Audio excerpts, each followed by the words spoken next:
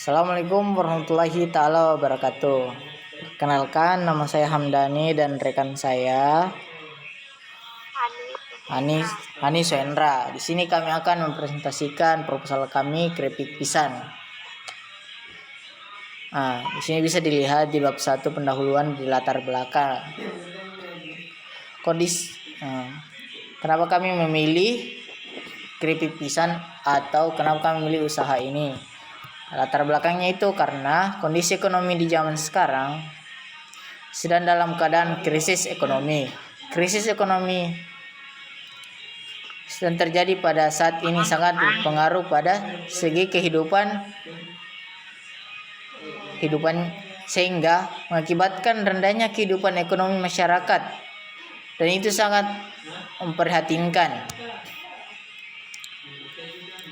Dengan melihat kondisi tersebut, kami akan membuat sebuah usaha yang pastinya dapat membantu kesulitan-kesulitan yang sedang terjadi di era sekarang, yaitu dengan membuat masyarakat yang mempunyai lahan pertanian pohon pisang dan juga membuat masyarakat yang tidak memiliki pekerjaan itu dapat ditarik untuk dijadikan sebagai pekerja.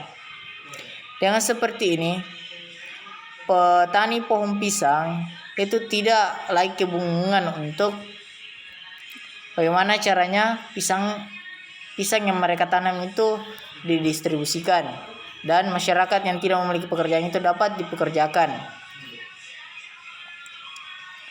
Oke, selanjutnya rekan saya akan menjelaskan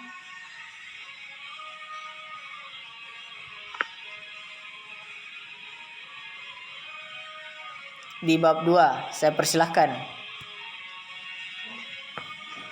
Baik, terima kasih atas kesempatan yang telah diberikan. Saya akan melanjutkan presentasi ini. Jadi di bab 2 ini ada perencanaan pemasaran. Nah, bagian A, target pasar. Gimana kemampuan kami untuk bersaing dengan mereka dalam segala aspek, baik itu dari sisi harga, pelayanan maupun kualitas yang kami berikan kepada para konsumen. Kami akan mensurvei dan meneliti pesaing-pesaing. Bagaimana caranya membuat keripik pisang ini akan berbeda dengan keripik pisang lainnya yang sudah beredar di pasaran. Dalam memulai usaha apapun, maka yang harus diketahui adalah peluang pasar yang dapat menerima produk kami ini.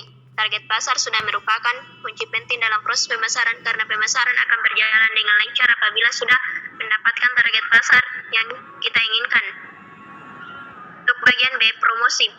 Promosi makanan yang cepat laku adalah pada tempat yang ramai seperti pasar, sekolah, kampus, kantor. Itu adalah tempat yang paling strategis untuk mempromosikan barang dagangan. Berikut adalah beberapa cara promosi makanan yang akan kami lakukan. Yang pertama, melalui brosur. Cara ini cukup efektif untuk memperkenalkan makanan yang akan kami jual. Biasanya makanan ini sampai di konsumen melalui pesan antar atau sering disebut delivery. Yang kedua, melakukan penjualan langsung. Cara ini lumayan efektif karena langsung bertemu dengan pembelinya dan bisa langsung mempromosikan makanan yang akan dijual. Yang ketiga, melalui internet. Cara ini efektif walau tak semua orang memakai internet, tetapi cara ini cukup memberikan informasi yang lebih kepada orang, karena saat ini orang banyak membuka internet seperti Facebook dan lain-lain. Yang keempat, melalui iklan radio. Cara ini cukup lumayan walau tak ada gambar visual yang dapat terlihat, tapi setidaknya pesannya dapat tersampaikan kepada masyarakat. Untuk bagian C, ada tips pemasaran. Yang pertama, tips sukses berdagang, menetapkan impian atau menjual produk sesuai dengan kebutuhan pasar. Turun ke tangan dan memperkenalkan produk secara langsung. Mencari pengusaha yang sukses di bidang sejenis untuk sharing informasi. Membuat merek atau logo. Untuk kekuatannya, harga keripik pisang ini cukup terjangkau oleh kalangan masyarakat. Kualitas keripik pisang ini sangat terjamin karena dalam proses pembuatannya diutamakan kebersihan dan kesehatan. Tersedia kemasan berbagai ukuran. Untuk kelemahan, bahan baku keripik pisang yang mudah rusak. Keripik pisang akan mudah rusak jika penyimpanan yang dilakukan sembarangan atau ditumpuk. Untuk ancaman sendiri, dalam menjual keripik pisang ini, yaitu ada 3 faktor. Yang pertama, jumlah kompetitor yang terus meningkat, munculnya produk baru yang lebih unggul. Terus yang ketiga atau bagian C, kenaikan harga bahan baku karena jumlahnya yang semakin terbatas. Baik, terima kasih. Saya kembalikan kepada rekan saya, Saudara Hamdani. Ya, selanjutnya di bab 3 itu proses pembuatan. Proses pembuatan keripik pisang ini cukup memudah dan sederhana. Dalam proses pembuatannya dibutuhkan alat-alat dan bahan-bahan itu yang dapat dan mudah ditemui. Pertama, alat dan bahan. Alat yang digunakan itu pertama, penggorengan atau wajan dan perlengkapan penggorengan lainnya. 2, parutan pisang atau pisau yang digunakan untuk memotong pisang. Ketiga, tungku. Kenapa menggunakan tungku? Karena agar dapat memperoleh panas yang maksimal. Karena jika menggunakan kompor gas, bukan hanya karena boros saja, melainkan api yang dihasilkannya itu pun cukup kurang.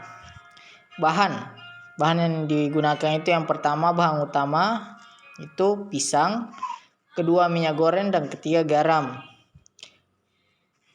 C, langkah-langkahnya itu proses pembuatan keripik pisang. Pertama, awalnya kami itu memilih pisang yang akan dijadikan sebagai produk. Kedua, kemudian garam dicampur menjadi ke dalam wajan atau loyang yang berisi air bersih. Lalu diaduk-aduk sampai tercampur merata. Ketiga, selanjutnya pisang tersebut dikupas, diiris tipis-tipis dan dimasukkan ke dalam loyang yang berisi larutan tadi. Setelah itu, pisang diangkat dari larutan dan dimasukkan ke dalam penggorengan yang berisi minyak goreng. Tetapi sebelum dimasukkan, pastikan dulu minyak goreng tetap panas. 5, selama di dalam penggorengan, pisang diaduk-aduk atau diorek-orek sehingga masaknya merata. Apabila sudah kuning, pisang dapat diangkat dari penggorengan dan ditiriskan dalam beberapa menit. Sudah dingin, kemudian dikemas yang sudah disiapkan, bungkus dengan kemasan, dan sudah selesai. Keripik pisang siap untuk didistribusikan. Nah, selanjutnya itu di bab 4. Rancangan bisnis dalam perusahaan. Tujuan paling utama merupakan keuntungan. Keuntungan di sini tergantung pada apa yang kita hasilkan dan bagaimana cara menjual produk tersebut. Dalam sehari saya dapat menghasilkan dan menjual keripik pisang ini sebanyak 30 kg dengan membutuhkan bahan baku yang yaitu pisang sebanyak 50 kg. Selain pisang sebagai bahan baku dari pembuatan pisang ini dibutuhkan juga minyak untuk melakukan proses penggorengan. Nah, di sini kita bisa lihat dana yang kami gunakan dan kami peroleh, dan bisa dilihat juga hitung-hitungannya. Dalam per hari itu kami menghasilkan 122.500 per hari dengan harga jual atau modal. Di sini juga bisa dilihat modal dan labanya. Nah, demikianlah hasil presentasi yang kami lakukan. Kurang dan lebihnya mohon dimaafkan. Billahi fisabilil haq fastabiqul khairat. Assalamualaikum warahmatullahi taala wabarakatuh.